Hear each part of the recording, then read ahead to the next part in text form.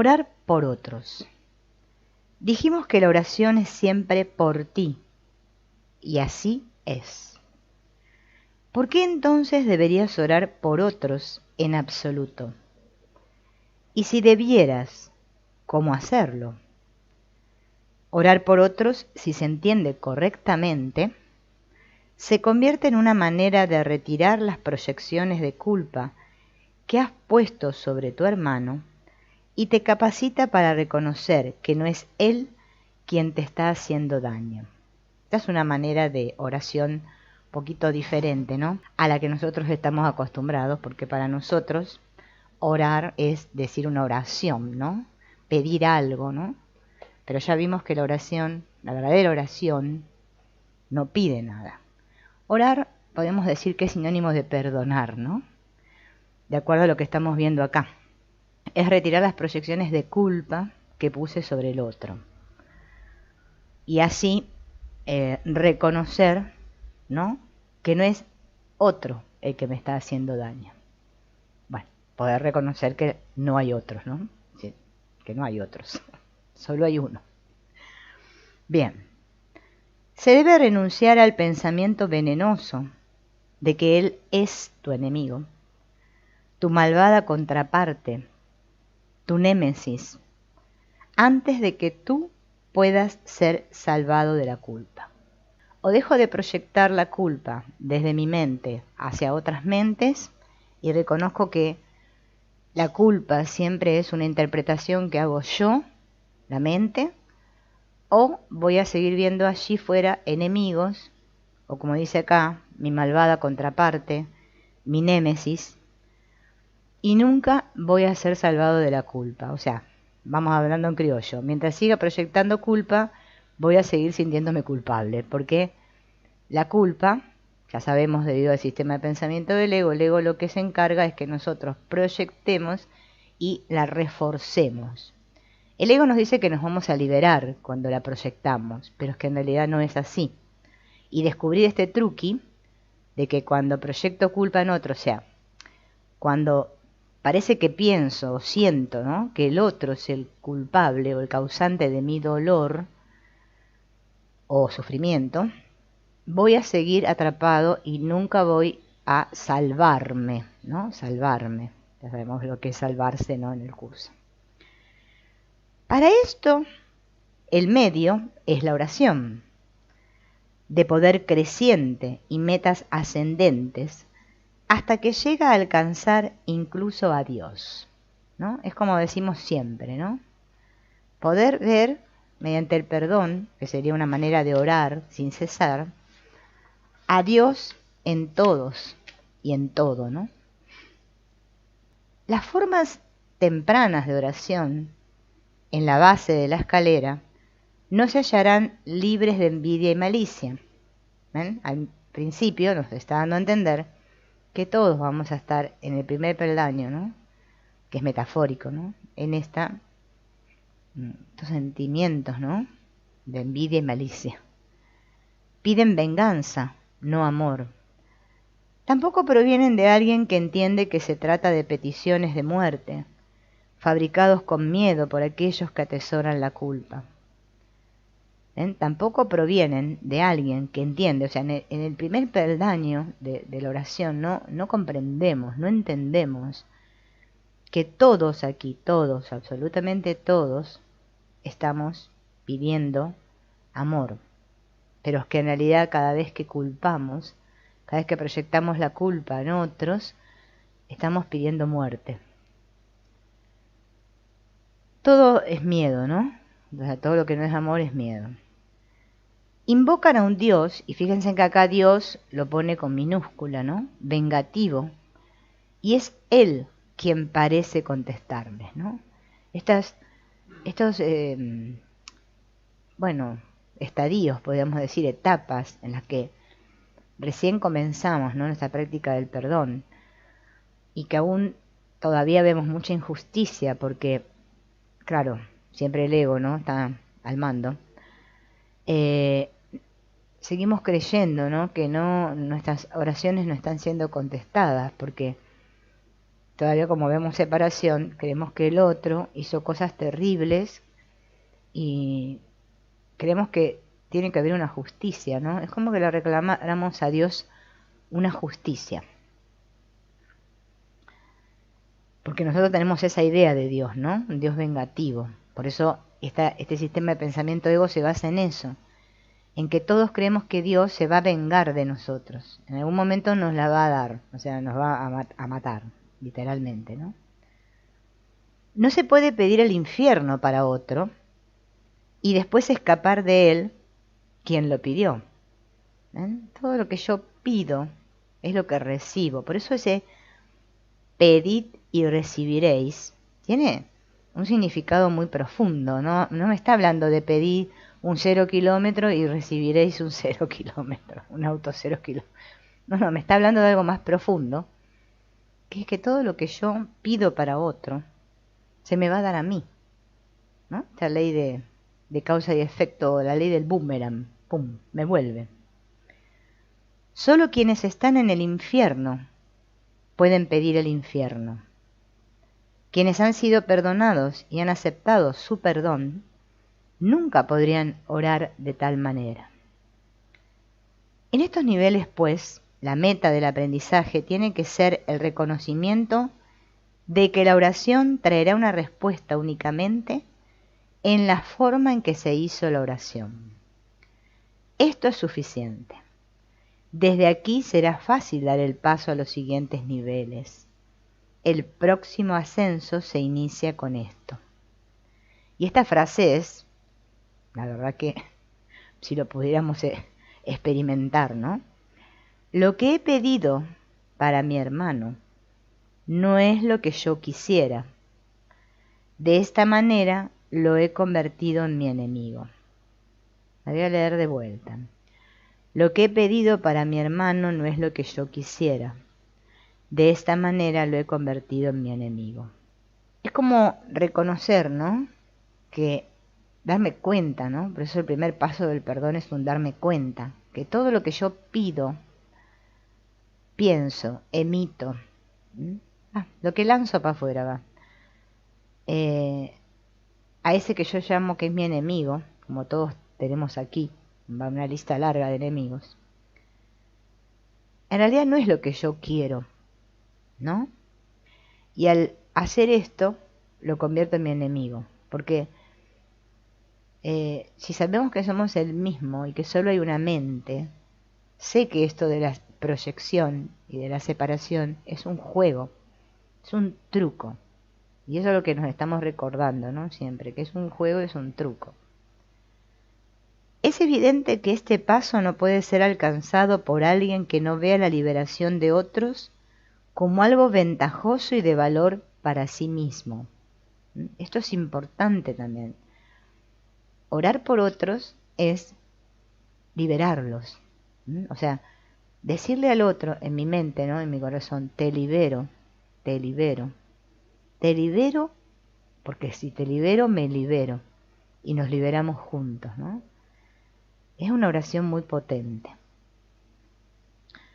Esto puede tardarse largo tiempo, porque puede parecer peligroso en lugar de compasivo. Tenemos ese miedo, ¿no? De liberar al otro. Para los culpables parece verdaderamente ventajoso tener enemigos, y se debe abandonar esta ganancia imaginaria si se ha de liberar a los enemigos. El para qué yo retengo mi perdón hacia ese otro, ¿no? ¿Qué es lo que subyace debajo de eso, de esa retención? ¿Por qué no quiero perdonar? ¿No? Eso tenemos que cuestionarnos, porque este es un trabajo de indagación continua en el cual nos vamos preguntando y las respuestas nos van llegando, porque es que todo está en nosotros, porque solo hay uno. Entonces, es una ganancia imaginaria, me dice acá el anexo, ¿ven? Porque no puede haber ninguna ventaja en tener enemigos, de ninguna clase. Se debe renunciar a la culpa, no esconderla, que este es otro movimiento que hacemos, ¿no? Por eso yo siempre les digo que este es un trabajo de observación y al mismo tiempo en ese darme cuenta de ver todos los engaños que me cuento, ¿no? Y cómo voy disfrazando la culpa y escondiéndola. Porque si la sigo negando la culpa, la voy a seguir proyectando. O sea que mejor darme cuenta de que debo renunciar a la culpa completamente, ¿no? Tampoco puede hacerse esto sin cierto dolor y un asomo de la naturaleza misericordiosa de este paso puede ser seguido durante algún tiempo por un profundo retroceso hacia el miedo. Y esto es cierto, todos los que estamos en este camino, estamos practicando este perdón que nos ofrece el curso, nos sentimos así, nos da miedo perdonar. No confiamos lo suficiente. Pues las defensas del temor son temibles en sí mismas, y cuando se les reconoce, traen consigo su propio miedo. Pero, ¿qué ventaja ha traído nunca a un prisionero la ilusión del escape? ¿No? Este acá es medio como que nos habla del famoso bypass espiritual, ¿no? Porque también podemos cambiar una ilusión por otra ilusión y estar contándonos que realmente perdonamos y en realidad no perdonamos nada. Igual la misma experiencia se va a encargar de presentarnos situaciones en donde nos vamos a dar cuenta que otra vez surge toda esa ira, tristeza, dolor, miedo, bueno, lo que sea, cada vez que yo me conté, ¿no?, que perdoné y resulta que no perdoné nada, ¿no? Su escape real de la culpa solo puede provenir del reconocimiento de que la culpa se ha ido. ¿Y cómo puede reconocerse esto mientras la esconda en otro y no la vea como suya? O sea, mientras siga proyectando, ¿no? Porque este juego la mente nos tiene atrapados bastante tiempo. Yo por lo menos lo observo, ¿no? Que para liberarme, ¿no?, de este dolor, que es reconocer que el conflicto está en mi mente, que es el primer paso del perdón, seguimos buscando justificaciones, diciendo, no, lo que pasa es que yo siento esto porque aquel otro en realidad es culpable, ha hecho esto y lo otro y aquello, ¿no? Entonces la escondo en otro, la sigo escondiendo. El miedo al escape hace difícil dar la bienvenida a la libertad. Y convertir a un enemigo en carcelero aparenta ser seguridad.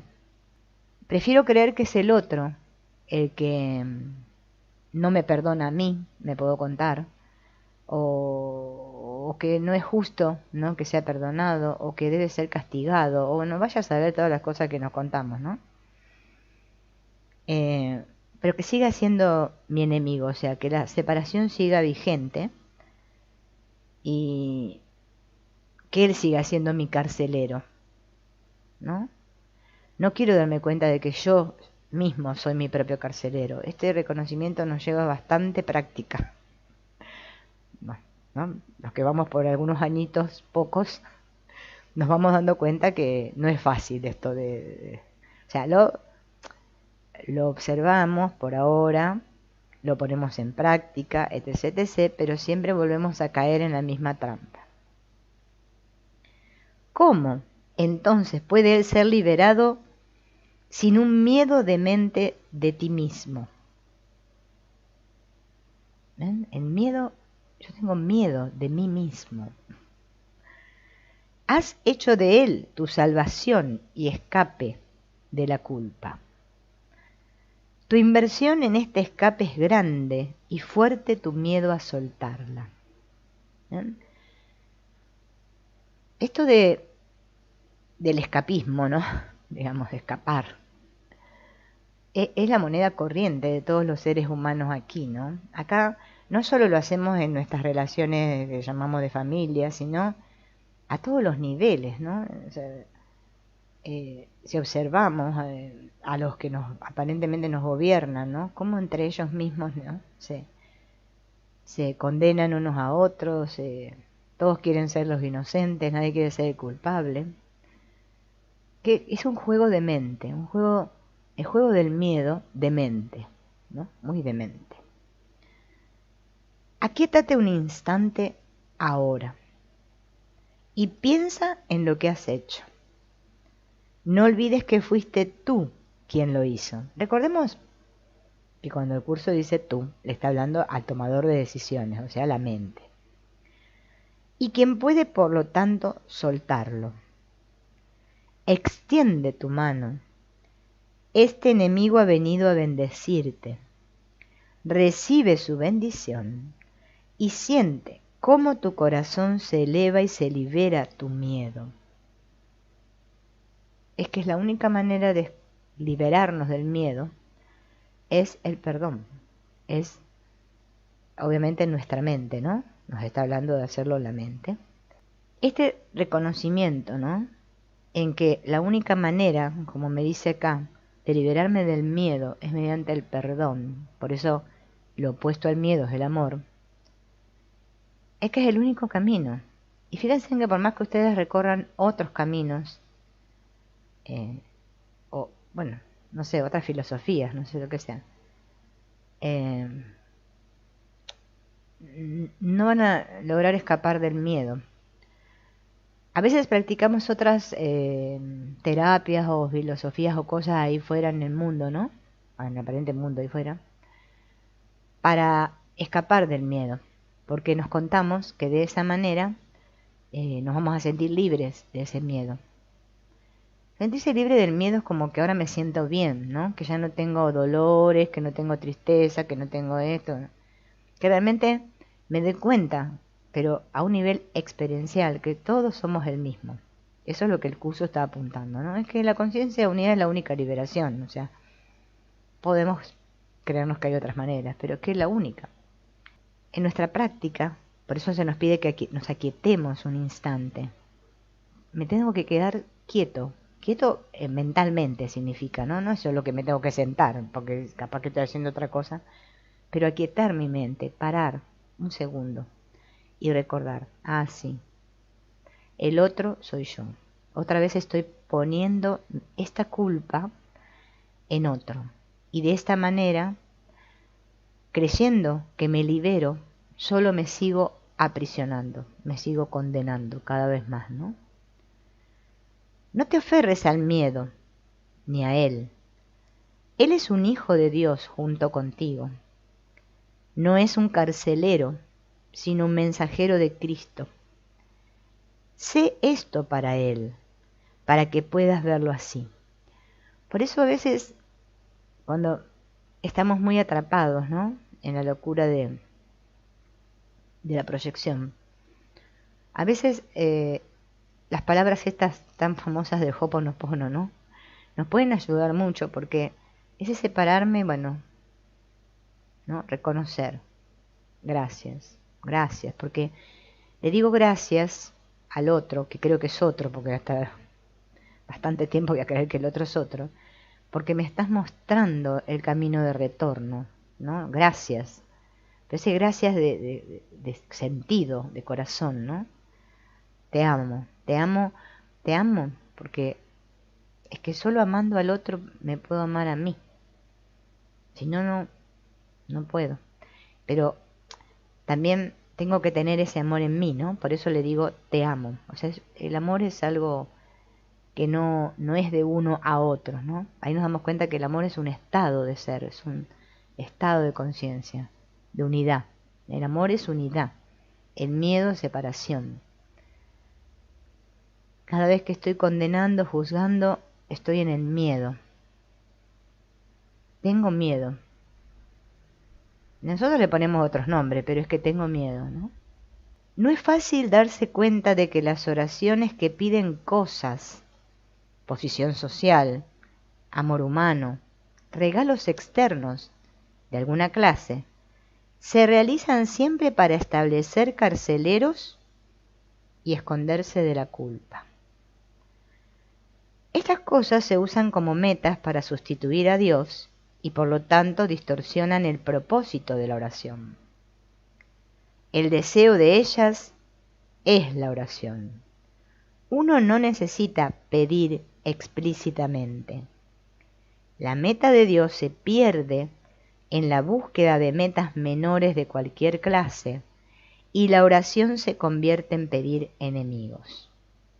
¿Ven? Y sin embargo, nuestras oraciones siempre tienden, acá en la tierra, ¿no?, a que el otro se mejore, a poder comprarme esa casa que necesito, a tener esa pareja que tanto añoro, a, bueno, lo que sea. Pero fíjense en cómo, ¿no? Porque así, reflexionando esto, nos vamos dando cuenta que no sabemos orar, ¿no? El poder de la oración puede ser reconocido con gran claridad incluso en esto. Nadie que desee un enemigo dejará de encontrarlo, pero con igual seguridad perderá la única meta verdadera que se le ofrece. Piensa en el costo y compréndelo bien. A veces no nos damos cuenta del precio que estamos pagando, ¿no? Todas las demás metas son al costo de Dios. Pierdo a Dios. O sea, digo que quiero a Dios, pero es que no lo quiero. Amar a Dios, yo creo que a veces nos lavamos la boca, ¿no?, hablando, ay, sí, amo a Dios. Pero ¿amamos a Dios realmente? ¿No? Tenemos que preguntárnoslo todos los días, esto, porque se me escapa.